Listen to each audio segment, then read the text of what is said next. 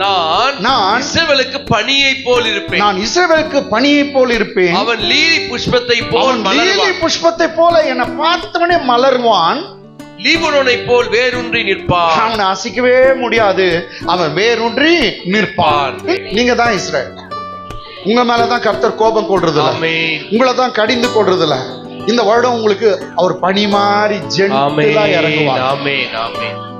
நீங்க லில்லி புஷ்பமா உங்க மேல பனி பட்ட உடனே அப்படியே மலர போறீங்க. இந்த வருஷம் நீங்க மலர போறீங்க, பூத்து குலுங்க போறீங்க, நீங்க வாசனை கொடுக்க போறீங்க. அவர் உங்க மேல பனி போல இறங்குவார். ஆபிரகாமுடைய குமாரன் ஈசாக் கண்ணு அவருக்கு சரியா தெரியல, தான் 2 பிள்ளையை கூப்பிடுறார். கூப்பிட்டு மூத்த பையனுக்கு தான் ஆசீர்வாதம், அது ஆபிரகாமுடைய ஆசீர்வாதம்.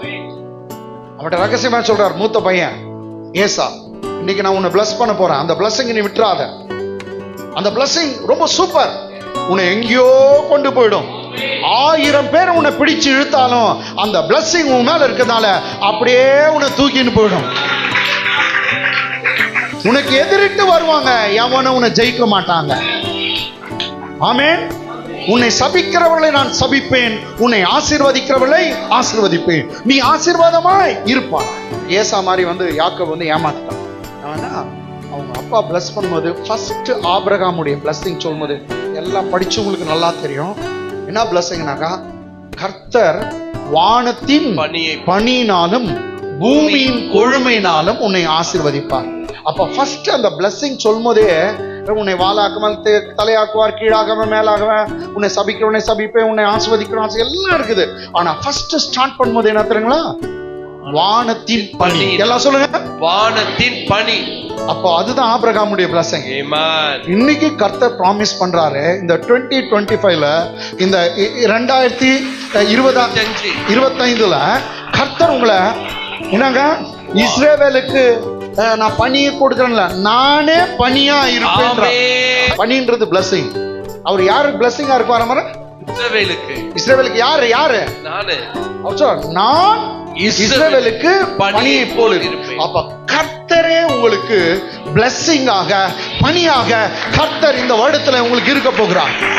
கோடி பேர் இருக்காங்க, அந்த ஆசீர்வாதம் உங்க மேல இருக்கிறதுனால நீ மாத்திரம் உயர்ந்துன்னு போயினே இருப்பாங்க. நீ உயர்ந்துன்னு போயினே இருப்ப, கர்த்தர் உன்னை உயர்த்திட்டு போயினே இருப்பார். ஒரு காலம் ஒருத்தர் முன்னாலையும் சீன்ற அளவுக்கு நீ போக மாட்ட, உன்னை சீன் சொல்ற அளவுக்கு விட மாட்டாரு. கர்த்தர் உன்னை உயர்த்துவார். அந்த ஆசீர்வாதம் உன்னை எங்கேயோ கொண்டு போயிடும், உன்னை எங்கேயோ கொண்டு போவோம். கீழே விழுந்தா கூட உன்னை விட்டு கொடுக்க மாட்டார், தூக்கிடுவார். ஹல்லேலூயா. அதுவும் கர்த்தர் சொன்ன, நானே இஸ்ரவேலுக்கு என்ன இருப்பேன், பனியை போல் இருப்பேன். அவன் எப்படி இருப்பான்? அவன் லீலி புஷ்பத்தை போல் மலருவான். ஓ, பனி வந்தா மலருவான். ஆமென். ஆசீர்வாதம் வரும், நீ எங்கேயோ போயிடுவ. மீண்டும் சொல்றேன், ஆசீர்வாதம் உன் மேல வரும், நீ எங்கேயோ போயிடுவ. அந்த பனி உன் மேல இறங்குது, நீ மலர போகிறாய். You going to be blossom. Hallelujah.